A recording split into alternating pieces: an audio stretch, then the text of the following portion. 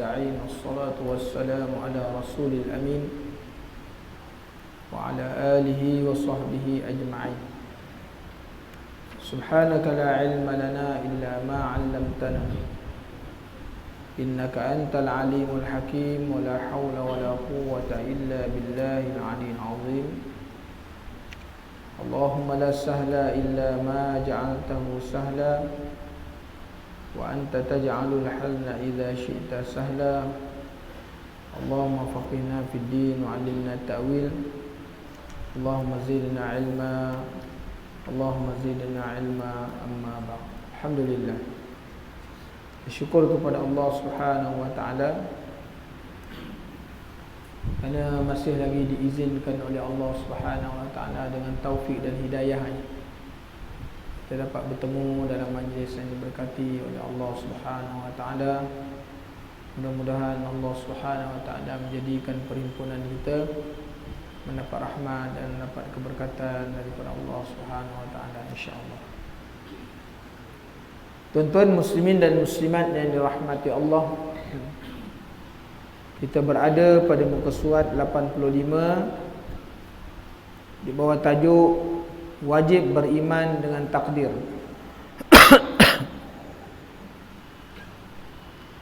Qala musannifu rahimahullahu ta'ala wa nafa'ana Allah bi'ulumihi fi darain.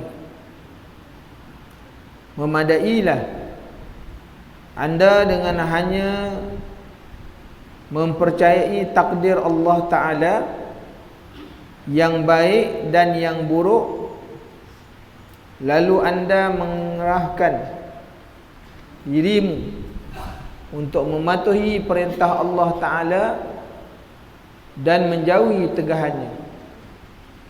Jadi tuan-tuan muslimin dan muslimat yang dirahmati Allah, dalam bab takdir ini kita wajib beriman. Sebab ketika mana malaikat Jibril bertanya kepada Rasulullah sallallahu alaihi wasallam, "Akhbirni 'anil iman."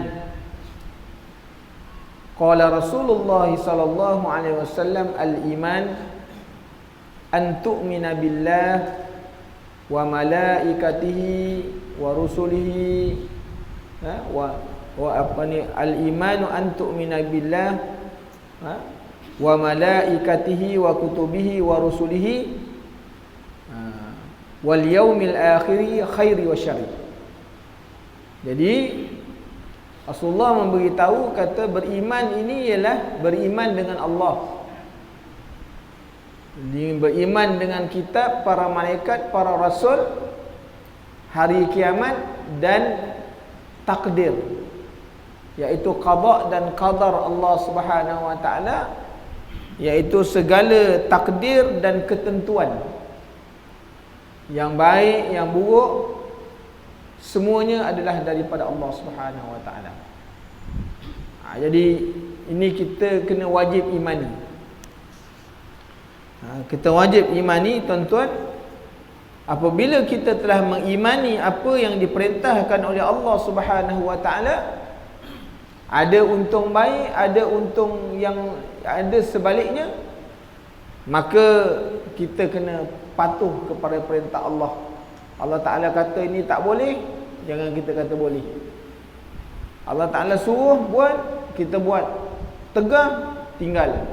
Itu wajib, kan?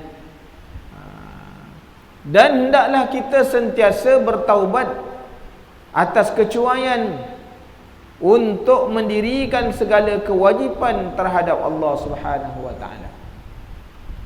Jadi pengarang kitab ini, Habib Al-Haddad, Abdullah Al-Haddad, mengatakan supaya kita kena sentiasa bertaubat kepada Allah dengan kecuaian kita yang banyak yang kita lakukan tiap-tiap hari, kan? Semayang kita cuai, bukan tak semayang tapi lambat. Dah semayang lalai dalam semayang.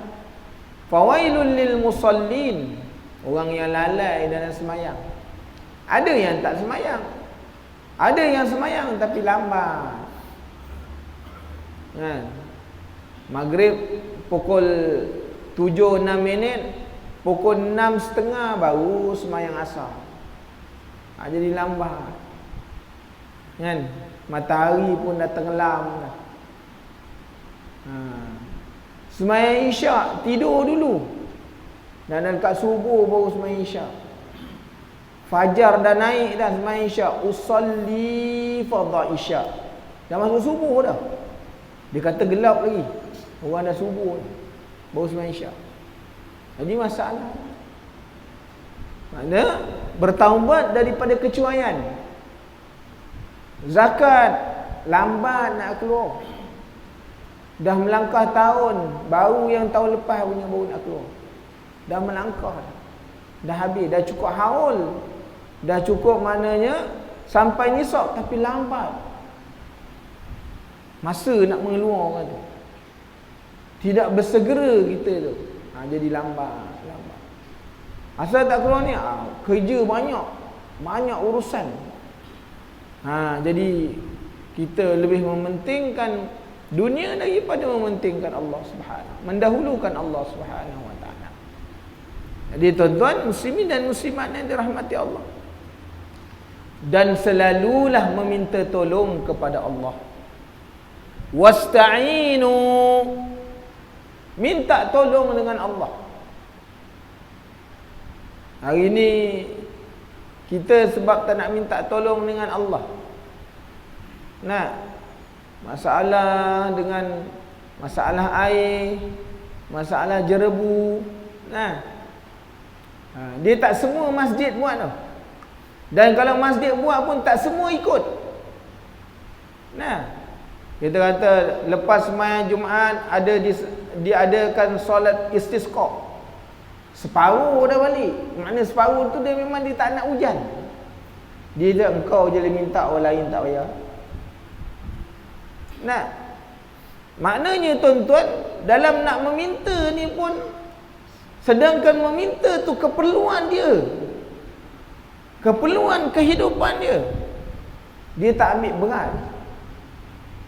Tapi kalau tak ada air dia marah. Bab minta dia tak nak. Ini jadi masalah. Kan? Tak semua. Jadi itu sebabnya Allah Ta'ala bagi pun sikit. Bagi sikit-sikit je. Sikit je. Kan? Maka orang yang minta, Alhamdulillah, sejuk je. Kan?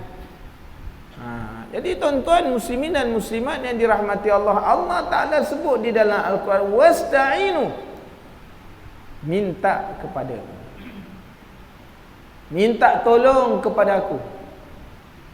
Kerana kita ni apa tuan-tuan, sifatnya la haula wala quwwata illa billah. Tidak ada daya dan upaya. Hebat macam mana pun. Orang buatlah pembenihan hujan tuan-tuan, tak sama dengan hujan yang Allah Ta'ala bagi. Tak sama. Kerana hujan yang Allah Ta'ala bagi walaupun sekejap, dia boleh mengeluarkan rezeki. Yakhruju minas samarat, makna mengeluarkan tanaman-tanaman, buah-buahan, dia boleh keluar. Dia tak sama macam kita buat hujan pembenihan, dia tak sama. Jadi tuan-tuan muslimin dan muslimat yang dirahmati Allah, hari ni orang tak bersatu hati nak minta dengan Allah, masing-masing dengan urusan-urusan. Kan? Yang balik itu bukan ada kerja pun, semua orang pensiun lah. Orang bukan orang bekerja. Jadi tuan-tuan muslimin dan muslimat yang dirahmati Allah, bertaubat serta selalu minta tolong dari Allah, serta bertawakal. Dan minta tolong dengan Allah, tawakal. Kerana Allah Ta'ala nak bagi wa iza maridtu fawashfin, dia yang menyakit, dia yang beri sakit, dia yang menyembuhkan. Wa iza yumituni summah wa yuhyin, dia yang mematikan, dia yang menghidupkan. Itu kan semuanya Allah Ta'ala yang bagi. Jadi tugas kita ni tuan-tuan muslimin dan muslimat yang dirahmati Allah, suruh minta. Ikhtiar, usaha, tawakal, serah pada Allah. Dapat tak dapat, maknanya orang yang meminta, berusaha, bertawakal, dia kalau tak dapat, maka dia redha dengan Allah. Sebab apa? Kerana dia ada iman. Iman yang keenam iaitu beriman dengan takdir, qada dan qadar Allah Ta'ala. Dia gitu. Dia rasa lapang dada. Sebab mungkin ada hikmah. Itu dia datang hikmah. Dan sabda Rasulullah sallallahu alaihi wasallam, "Idza zukiral qadaru fa amsiku." Jika sampai sahaja kepada sebutan takdir, hendaklah kamu berhenti. Jadi dalam membicarakan bab takdir ni jangan cerita banyak-banyak. Takut kita ni orang-orang yang tak faham, yang tak mendalam tentang kepahaman mereka, ilmu mereka tentang takdir, takut salah dari sudut memberitahu. Takut tak kena dengan apa yang nak diberitahu. Kerana takdir ini urusan Allah. Kan? Ini urusan Allah. Dengan sebab itu Nabi SAW melarangi daripada mendalami persoalan takdir. Jangan tanyalah banyak-banyak, selongkar banyak-banyak, tak payah. Cukup kita beriman sudah. Kan? Nanti kalau tanya banyak-banyak sampai nanti kepada tahap orang tak boleh menerima takdir, dia jadi qadariyah pula. Wujudnya maknanya pahaman qadariyah, yang tak boleh nak terima takdir Allah. Jadi susah. Ayo tuan-tuan. Kan? Besok kalau dah terlalu pegang dia takdir pula, dia main serah aja. Allah Ta'ala dah sentuhkan aku ni jadi miskin, nak buat macam mana? Biar kalau miskin. Dah serah takdir ya. Jadi susah pula tu. Jadi jangan dikupah oleh banyak-banyak. Ini Rasulullah SAW beritahu. Disebabkan ia mengandungi bibit-bibit bahaya yang banyak mudaratnya. Kalau orang yang bukan ahlinya, maka lebih baik jangan. Kan? Dalam membicarakan bab takdir, maka kalau orang yang bukan ahli dia, orang yang bukan kepakaran dia, maka tak payahlah. Dia serah kepada orang yang ahli. Sebab tu dia ada orang-orang yang ahli ilmu dia. Dan seorang lelaki bertanya Sayyidina Ali radhiyallahu anhu mengenai takdir. Beliau menjawab, "Huwa bahrun amikun fala taliju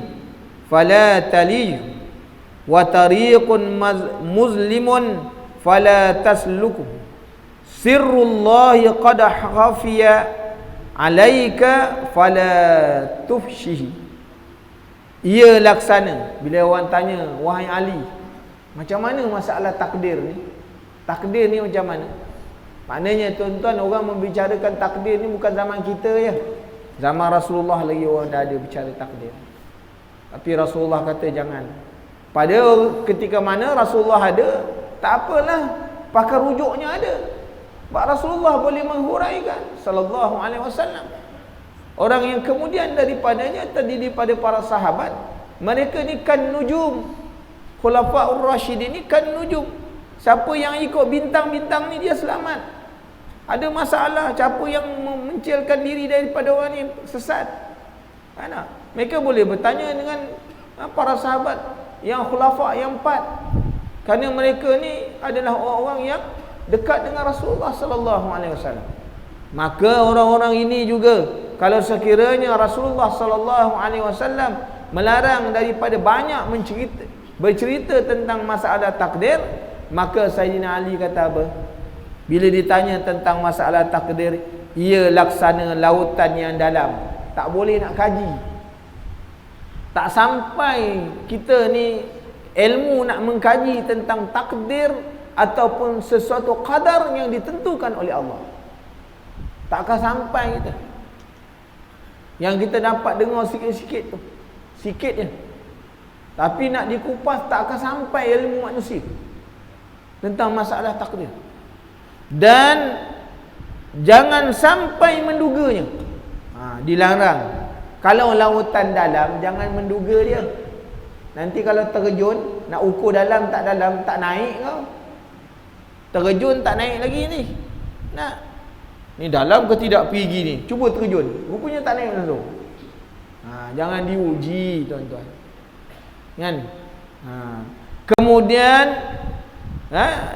laksana jalan yang gelap gelita, jangan melaluinya.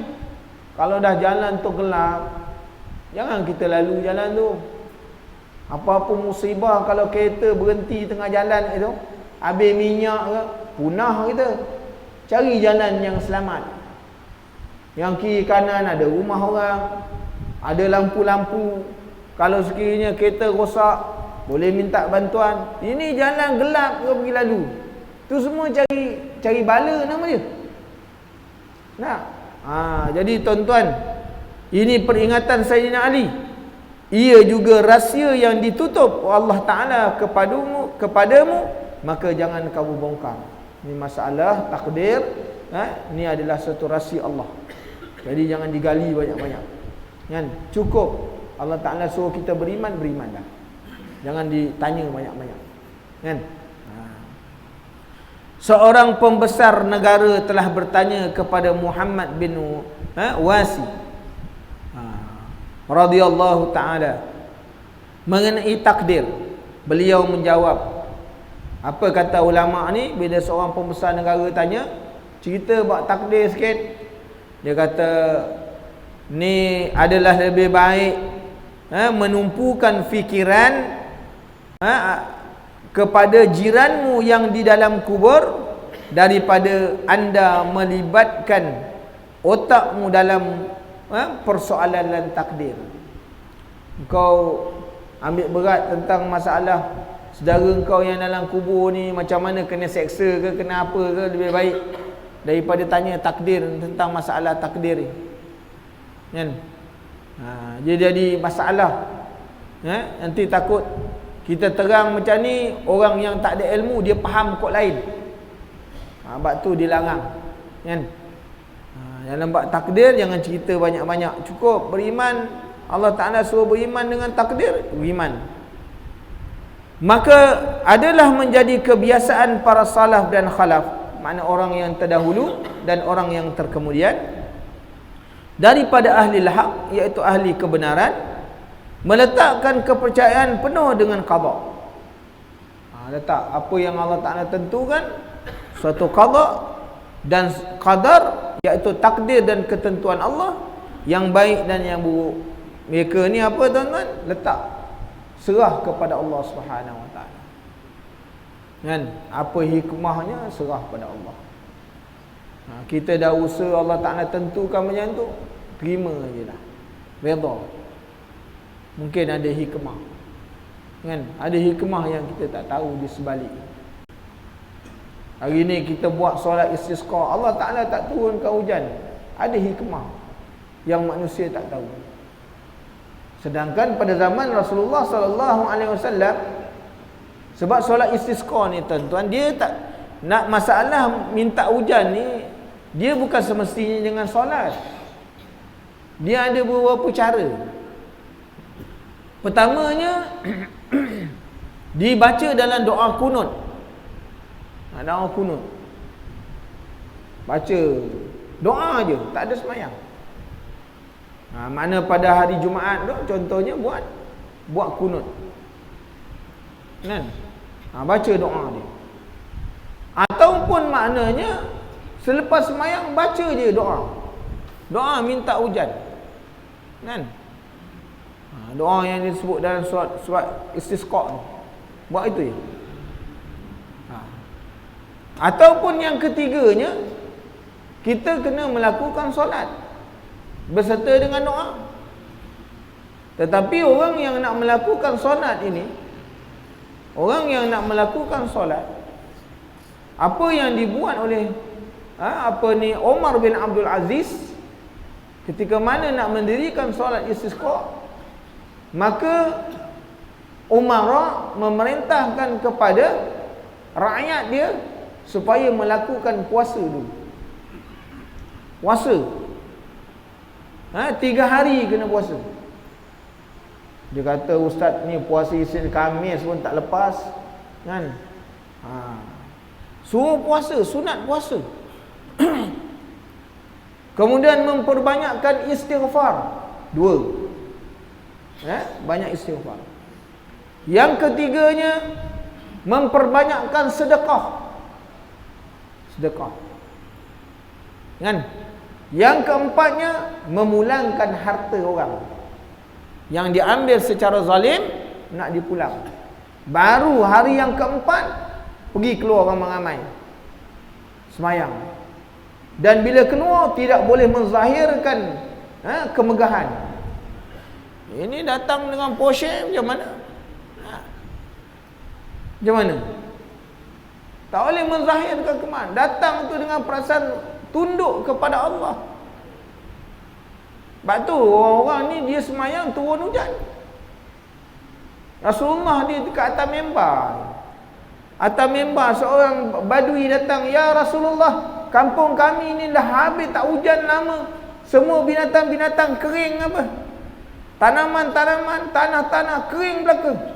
Doa kalau hujan, ya Rasulullah." Rasulullah pun angkat tangan.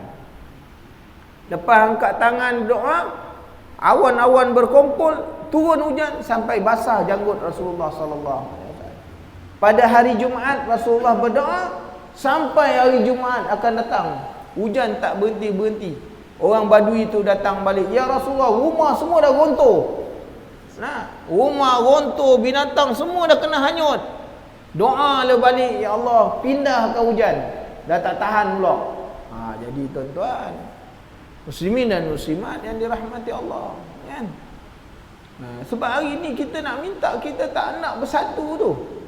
Tu jadi antara asbab terhalang. Banyak benda yang terhalang, kan? Jadi itu tuan-tuan, muslimin dan muslimat yang dirahmati Allah. Mereka sekalian bersepakat dalam tujuan ini. Dia kata apa?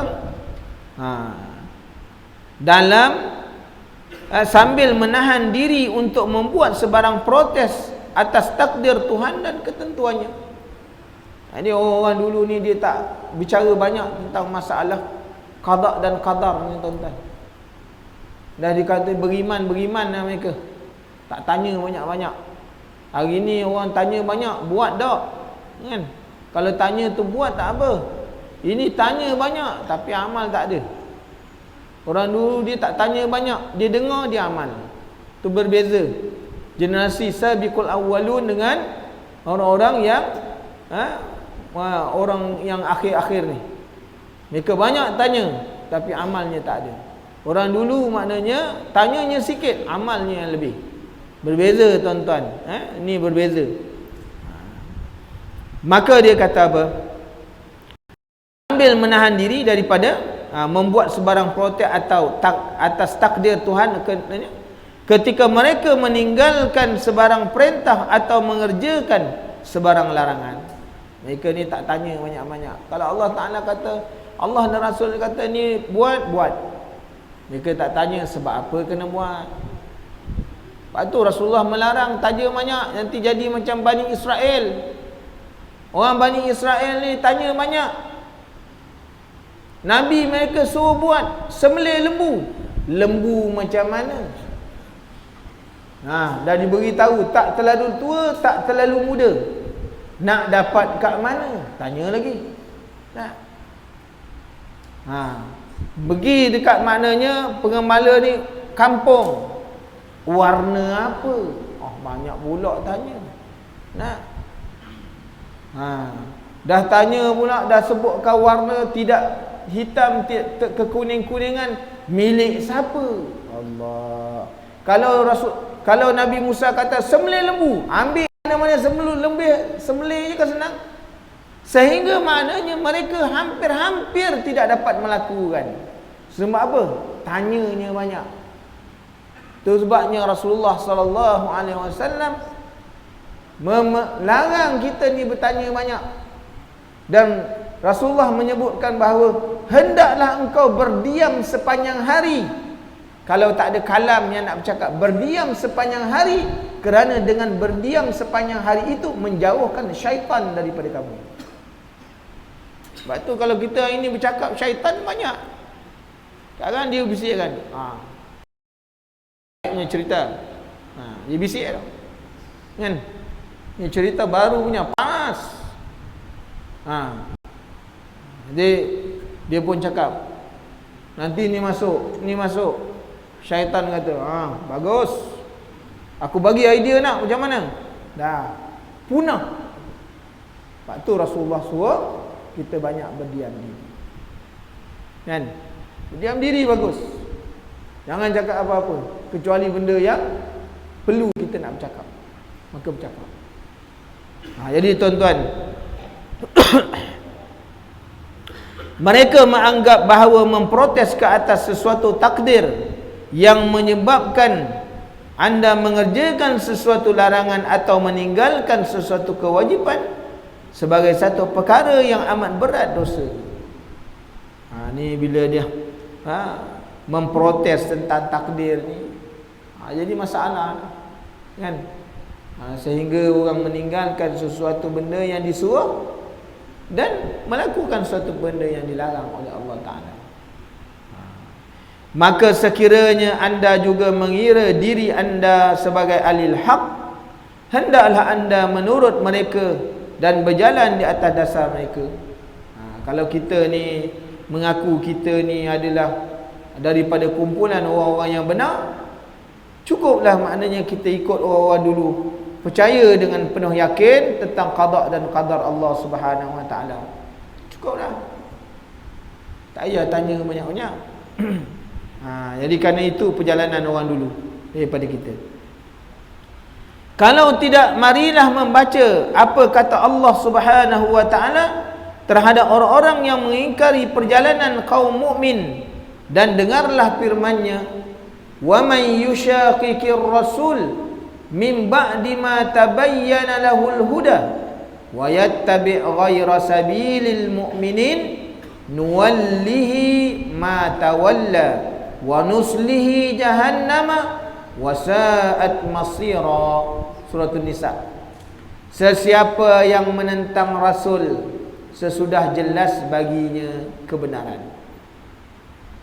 Orang yang hidup pada zaman Rasulullah, yang melihat kebenaran Rasulullah, melihat mukjizat Rasulullah sallallahu alaihi wasallam, dia tentang, maka ini adalah orang yang menempah kepada kecelakaan, baik dunia maupun akhirat. Hari ini kita dengar sampai seruan kepada kita, ada sumbernya Quran dan hadis Rasulullah sallallahu alaihi wasallam. Kita tolak, kita tak mau ikut, binasa dunia akhirat, kecelakaan dunia dan akhirat. Maka Rasulullah kata, Allah Ta'ala menyebutkan, dan diturutnya juga jalan-jalan yang bukan jalan orang yang beriman. Nampak dah kebenaran dah. Islam punya kebenaran nampak, sumbernya ada, dalilnya ada, sama ada akli ataupun nakli, dengan akal ataupun melalui dalil-dalil Quran ataupun hadis Rasulullah sallallahu alaihi wasallam. Mereka tak mau beriman. Maka apa kata Allah? Kami akan hadapkan dia kepada tujuan yang ia menuju. Dia nak pilih mana? Allah Ta'ala akan halakan ke situ. Tak mau beriman, halakan itu. Dan kami masukkan mereka ke dalam neraka Jahannam. Itulah tempat yang paling buruk. Tempat yang paling buruk. Setelah tengok bukti nyata, ada maknanya sumber, kau tolak, maka orang yang hidup pada zaman Rasulullah itu lebih-lebih lagi, orang yang terkemudian yang menerima segala maknanya maklumat, tak mau terima, tak mau tolak, tak mau makna beriman, maka Allah Ta'ala akan halakan kepada apa yang dia cari. Besok kembali kepada Allah, Allah Ta'ala masukkan dalam neraka. Jadi tuan-tuan muslimin dan muslimat yang dirahmati Allah, sebab tu kalau orang yang bukan Islam, dia kata kami ni tak ada orang nak dakwah kami masuk Islam. Dia ada akal kan? Ada sumber dia boleh lihat kan? maklumat banyak.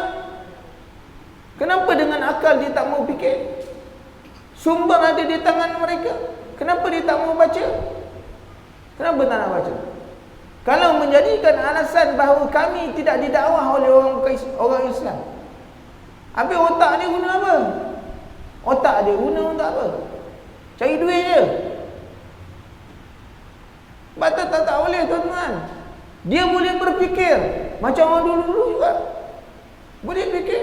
Habis otak kalau ada tak boleh nak fikir buat apa? Jadi tak boleh. Maknanya seruan itu adalah sebahagian daripadanya. Sumber yang boleh mengingatkan dia kepada benda yang benar. Sedangkan banyak lagi benda yang dia boleh source untuk dapat maklumat, nak tahu tentang Islam dan sebagainya. Dia tak boleh beri alasan. Tidak boleh memberi alasan. Oh, kami ni tak pernah diberitahu. Apa guna Allah Ta'ala bagi akal? Kan? Akal dia dengan akal kita sama aja. Boleh berfikir. Dia boleh tengok benda tu. Kalau sekiranya makanan itu busuk, dia boleh mengatakan makanan ini busuk. Sebab apa dia kata? Dengan sebab apa dia mengatakan makanan itu busuk? Sebab dia ada akal. Hari ini kalau dia tengok benda tu benar, dia kata tak benar. Maknanya dia menafikan akal dia. Sebab tu tuan-tuan, muslimin dan muslimat yang dirahmati Allah, kita ni suruh menyeru je. Suruh menyeru, sedangkan maklumatnya ada. Kan? Sama ada Allah Ta'ala nak memberi hidayah setelah dia cari. Dia cari, dia fahami, dia kaji. Allah Ta'ala nak bagi hidayah atau tidak? Itu hak Allah. Tapi bagaimana usaha kita? Usaha kita ni macam mana? Maka dia tidak boleh menyalahkan. Tuan-tuan, tak boleh menyalahkan.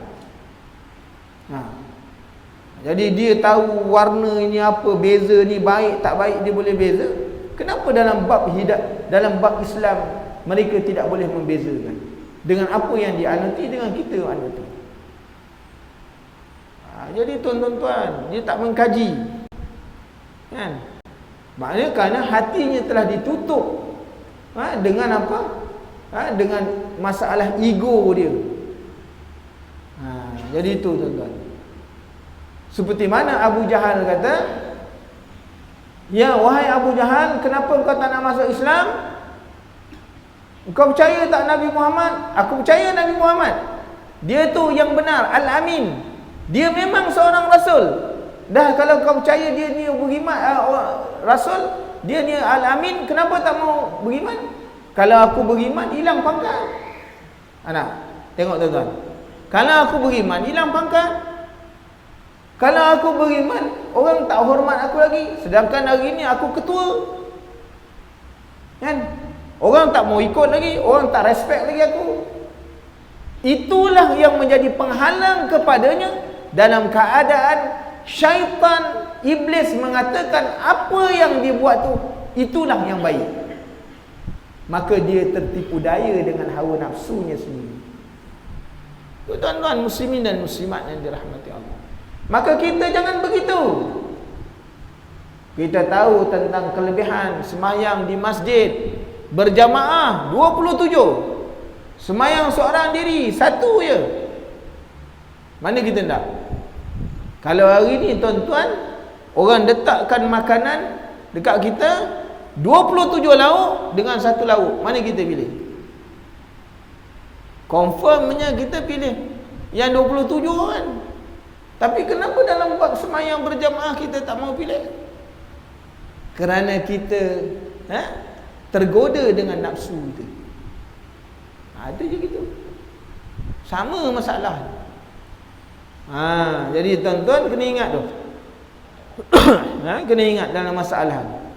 Sesudah itu hendaklah anda mengetahui, moga-moga Allah merahmati anda, bahwasanya tidak boleh dan tidak wajar bagi seorang mukmin mempercayai dalam dirinya bahawa tiada salah atau tiada dosa jika dia meninggalkan sebarang perintah yang wajib dan membuat perkara yang dilarang dengan menyalahkan takdir yang menguasai dirinya atau yang telah ditetapkan atas dirinya. Itu sebabnya tuan-tuan.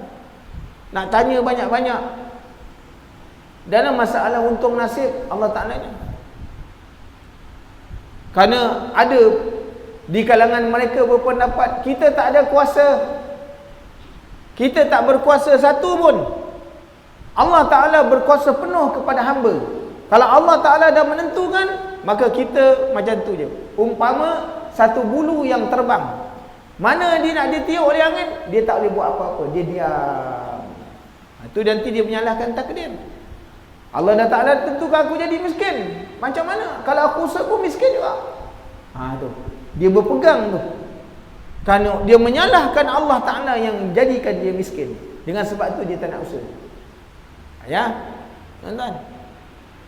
Ni hari ni orang kata pergilah kerja, kan? Kalau kerja dapat duit, aku kalau kerja pun bukan boleh untung. Dia telah mengambil hak Allah Ta'ala.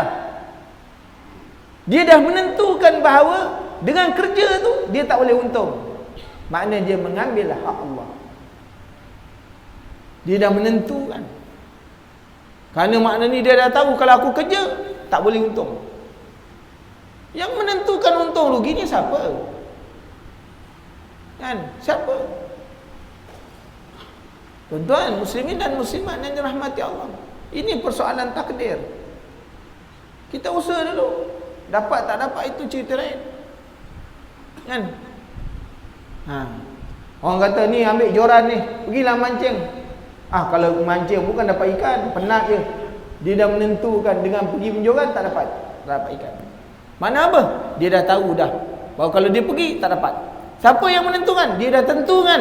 Sedangkan dalam menentukan hak dapat tak dapat itu bukan soal dia, itu soal Allah.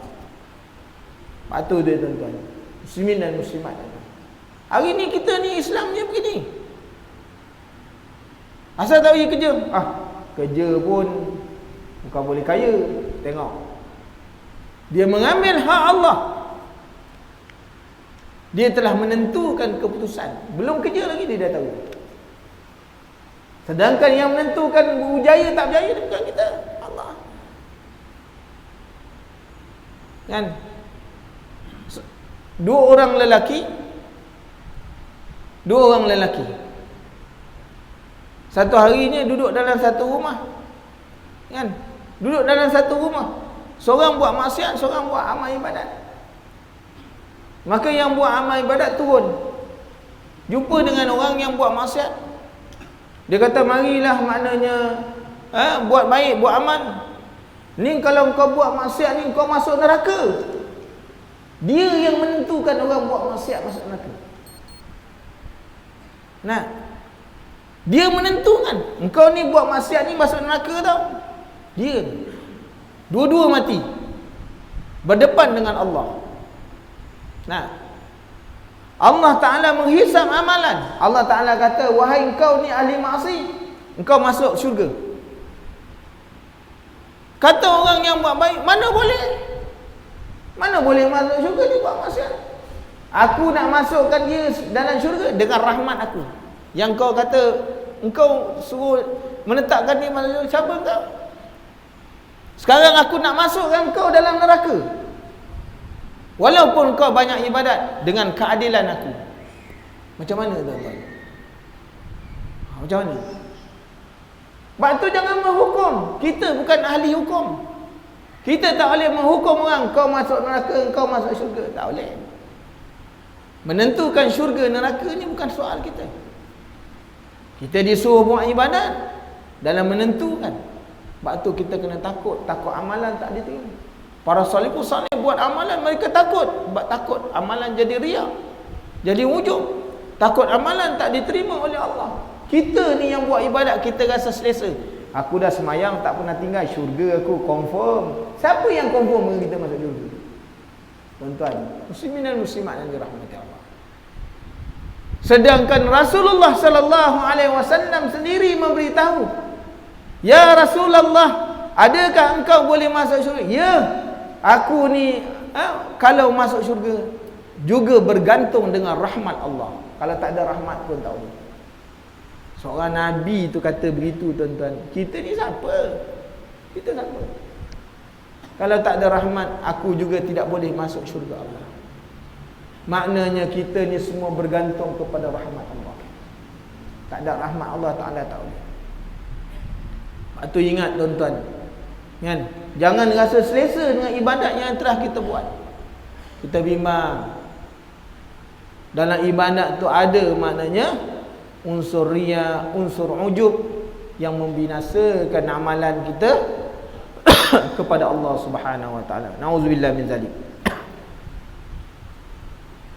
Kemudian begitu pula apabila berlaku darinya sebarang perbuatan atau larangan yang tiada diredai Allah, lalu ia membuat alasan dengan takdir dan ketentuan Allah sebagai keuzuran.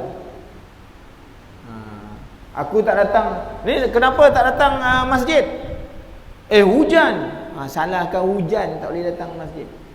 Mana apa? Menyalahkan takdir Allah. Kan? Aku tak datang mana? Hujan lebat tu yang tak sampai tu. Kalau tak hujan memang sampai. Dia pula meyakinkan kalau tak hujan sampai. Dan memang selalu tak sampai. Tuan-tuan, muslimin dan muslimat yang dirahmati Allah. Hari ini perkataan kita banyak menyalahkan takdir Allah. Kan? Secara kita tidak sedari. Sebab tu Rasulullah SAW melarang daripada kita ni banyak membicarakan masalah-masalah. Kan?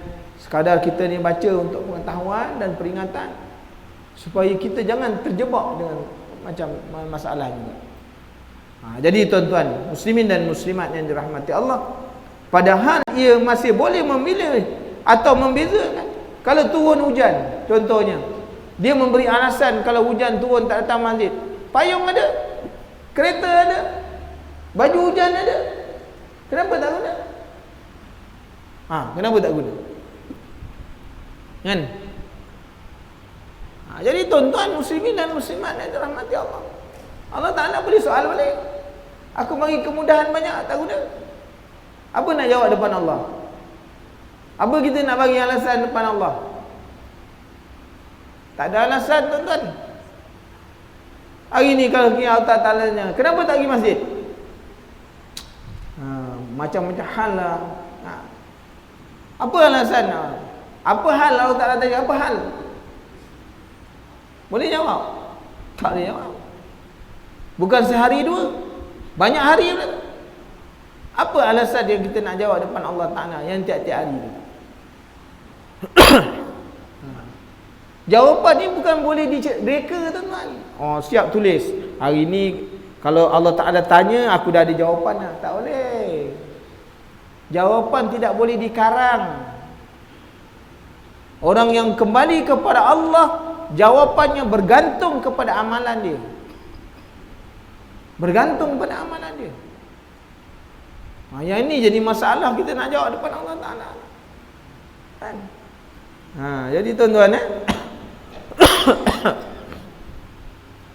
maka padahal ia masih boleh memilih dan membezakan, maka sudah tentulah dia boleh melakukan sesuatu dusta ataupun fabrikasi yang menanggung dosa yang besar. Aku khawatir bala ini juga telah merebak kepada golongan ahli ilmu pengetahuan dan ahli ibadat, lebih-lebih lagi kepada umum kaum muslimin. Berkata apa? Maknanya Al-Habib Allah Al-Haddad mengatakan, ni penyakit ni tuan-tuan, dia merupakan bala yang telah menyerang ahli-ahli ilmu. Kan? Dia ada ilmu tapi tak beramal. Orang ahli ibadat lagi nak. Ada yang ahli ibadat, ilmu tak ada. Ibadat kuat, semayang tak pernah tinggal sampai hitam lagi, tapi ilmu tak ada. Kan? Abadnya tak tahu, apa ni hayahnya tak tahu, wajibnya tak tahu, sunatnya tak tahu, apa yang merosakkan tak tahu, tapi semayang kuat. Tapi ilmu tak ada, ibadat je. Sebab tu Rasulullah sallallahu alaihi wasallam mengingatkan bahawa tidur orang alim itu adalah lebih baik daripada 1000 rakaat orang jahil. Orang jahil kalau 1000 rakaat dia semayang pun rosak. Dia boleh rosak. Tapi tidur orang alim ni tuan-tuan, dia punya tidur tu manfaat. Kerana dia tak buat dosa. Bayangkan ketika mana Imam Syafi'i bertetamu di rumah Imam Ahmad bin Hanbal. Satu hari Imam Syafi'i bertetamu, jadi tetamu. Sedangkan Imam Ahmad bin Hanbal tu anak murid dia. Dia pergi tetamu rumah orang soleh, rumah orang alim. Sebab Imam Ahmad bin Hanbal ni mazhab Hanbali. Kan? Pergi rumah ni. Beritahu pada Imam Ahmad, aku nak tamu rumah kau. Maka Imam Ahmad pun berkata, wahai anak perempuanku, malam ni kita akan terima orang yang hebat, orang soleh. Orang ni memang hebat, ilmunya tinggi. Anak ni duk tunggu-tunggu, siapa pula ayah ni aku kata yang hebat benar ni. Datang rumah Imam Ahmad bin Hanbal. Waktu makan, sediakan makan. Lepas isyak terus tidur. Imam Syafi'i terus tidur. Anak duk perhati dia, ulama apa tidur awal kata. Ulama apa ni tidur awal? Kalau ulama dia mesti berjaga malam. Tidur dah. Lepas tu bila Imam Syafi'i dah tidur, Imam Ahmad bin Hanbal masuk tidur. Imam Ahmad bin Hanbal tidur 1 jam dia dah bangkit. Nak bangun semayang. Kata Imam Syafi'i, wahai Imam Ahmad, aku kan tetamu kau, tidurlah dulu. Tidur balik kerana hormatkan Imam Syafi'i. 1 jam tidur, bangun balik. Ni orang alim mana boleh tidur banyak. Kita yang tidur sampai tak bangun. Kan? Tidur baru 1 jam dah bangkit balik. Imam Syafi'i kata, wahai Imam Ahmad, tidur lagi lah. Tidur dulu. Aku kan tetamu, hormatlah aku tetamu. Kan? Kalau kau dah bangun semayang, aku segan lah tidur. Tidur balik. Bangkit tidur dan dekat subuh baru bangun. Dan dekat subuh baru bangun. Kan? Anak perempuan ni tak tidur malam, duk perhati ni ulama apa tidur banyak ni. Ni bukan ulama, ulanyak ni. Kan? Tak bangkit-bangkit ni. Maka pada paginya Imam Ahmad pun berkata, kaifa asbah hadzal lail? Bagaimana keadaan malam kau pada hari ini, pada malam tadi? Maka kata Imam Ahmad bin Hanbal, kan? Kata Imam Syafi'i, tidak ada malam yang aku lalui pada hari ini yang paling baik. Inilah malam. Kerana dalam malam waktu aku tidur tadi, aku telah menyelesaikan 300 masalah fiqh dalam tidur aku. Kita tidur mana ada selesai masalah fiqh? Keluar air basi dia.